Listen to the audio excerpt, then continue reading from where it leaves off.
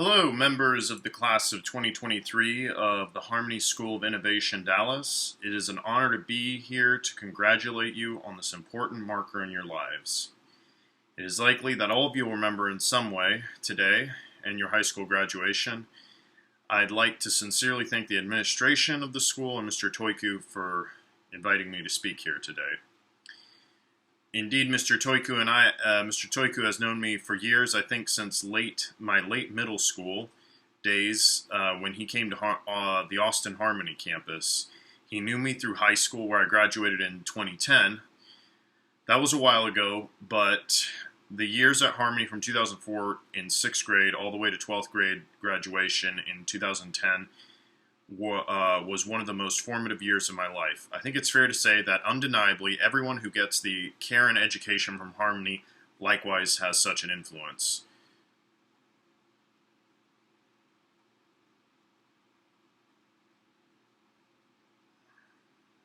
Regarding the passage of time, it's interesting to consider how we mark it. When I graduated in 2010,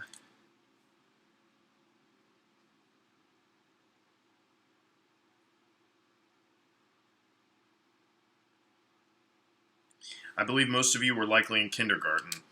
It's interesting to think where those adults who were in school when I was in kindergarten, but consider that you too, at some point, will be at this point in time where you may be giving advice to people who are now in kindergarten. With respect to the passage of time, all I'd like to do in this speech is urge you to embrace the new chapter of life. This last chapter, for you has been completed. High school is done. And I'd like to share a bit of advice as a fellow Harmony grad for the next chapter of life. Research shows that most commencement speeches give an anecdote or story. As a consummate researcher, I found quite a few, but rather than sharing one, I thought I'd share a few of my favorites that I discovered. The first is from the University of Texas commencement in 2014, a 2014 speech by former Navy SEAL and Admiral in the U.S. Navy. He urged lessons as a former Navy SEAL, such as making your bed in the morning to achieve something, keeping hope, never giving up, realizing that if you influence the life of 10 people and they influence the lives of 10 people, then you will influence the lives of 100 people in your life, and winning on the small advances in life. The second one I enjoyed was a high school speech, commencement speech from Wesley High School in 2012. The title of the speech is perhaps unexpectedly,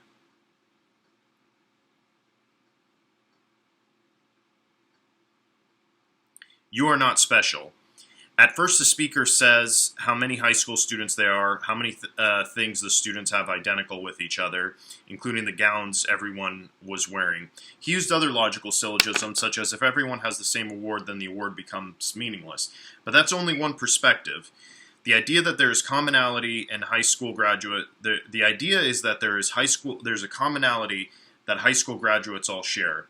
But he used that to show that we have a common identity that we can launch from to make the world better, even in incremental ways. A high school diploma is something that can't be taken from you. Remember how much you have in common with all other high school graduates here and throughout the world and the United States. The third commencement speech I sincerely enjoyed was Conan O'Brien, who at one time was arguably the most famous comedian in the world, for his Dartmouth commencement address in 2011.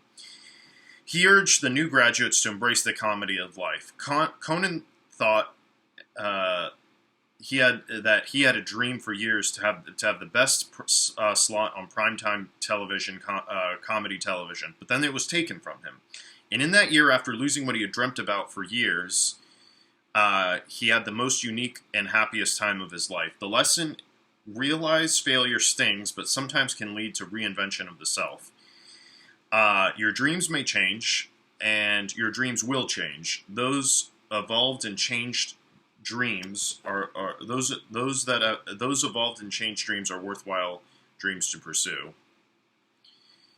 The fourth commencement speech was from Steve Jobs, the former CEO and founder of Apple, for a 2005 commencement speech at Stanford University. He said,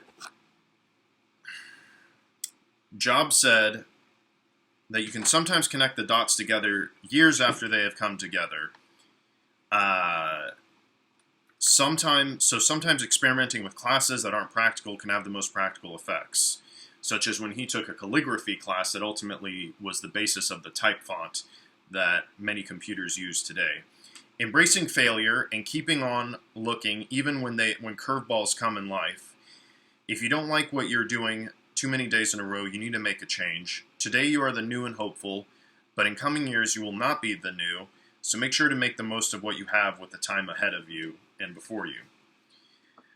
Another speech that touched me was David Foster Wallace, author of what many call the great American novel Infinite Jest. He gave a speech titled "This is Water" in a 2005 commencement speech to Kenyon College in Gambier, Ohio.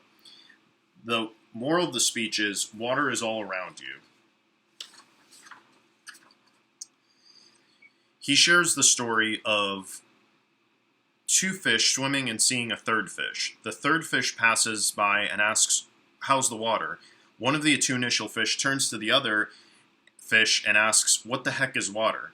This is a metaphor for using our minds to think and see what is all around us and obvious to us. This one's perhaps is my favorite of all the ones that I've shared with you. So you might ask yourself, what is the common theme in all these speeches? I might propose a couple.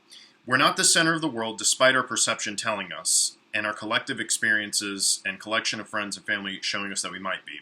Indeed, somewhat comically, astrophysicists say there is no center of the universe, so it can't be any individual here. Capture the day as much as you can, but remember to be in the moment, not just to receive an accomplishment.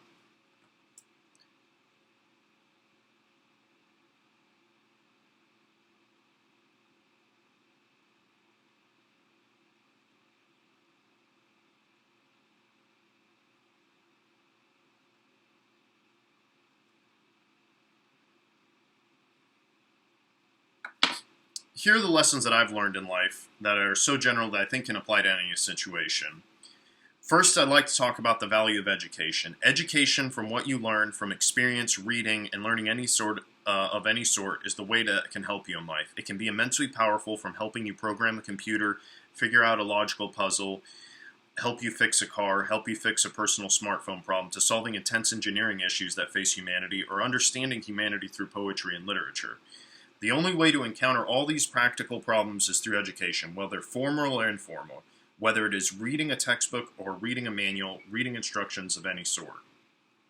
The more you do this and the more you continue to educate yourself, the easier the activity will be and the more free time you'll have. As I mentioned, I started in 6th grade with Harmony. I stayed there all the way to graduation in 12th grade. I've been told that some of you have been with Harmony since elementary. It was an incredible journey. During that time, we grow as humans, perhaps more than at any other time period. Harmony has invested you with a wealth of information from history, science, English, writing, language skills, and mathematics, as well as tools and critical thinking for engaging with new materials. In the next steps and chapter of life, you're going to realize that these are the building blocks. Just the same way that you think 6th grade math or history was easy compared to what you're expected to do in high school, so too will high school learning compare with what lies ahead. So take the tools that you have to improve on the road ahead. And so embrace what lies ahead.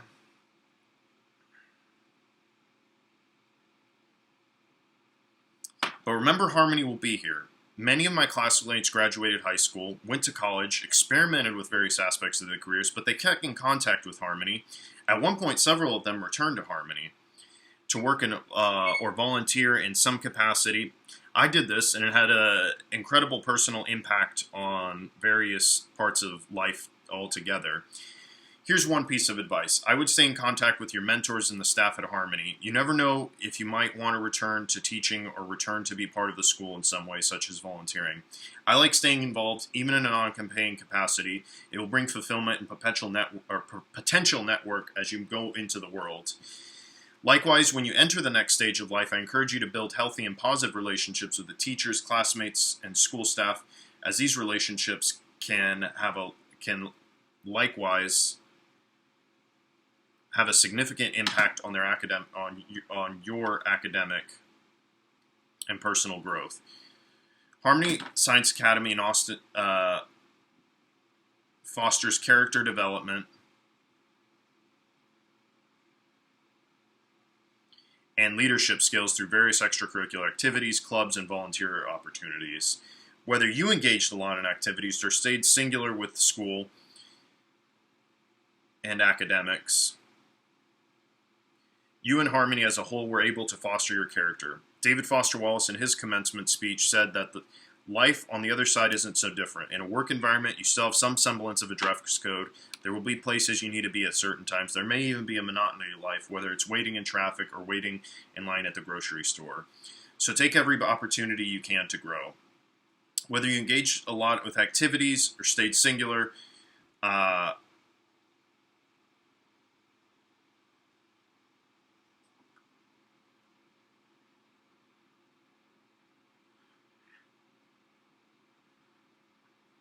take what you have gained and enter the new chapter of life confidently. I encourage you to do the best, embrace failure, remember to be kind to everyone, attempt to treat everyone with respect needed in that moment. I have no doubt that you're well prepared. Much of it is up to you, but always remember to ask for help if you need it. Congratulations to the class of 2023, Harmony Science Academy, Dallas.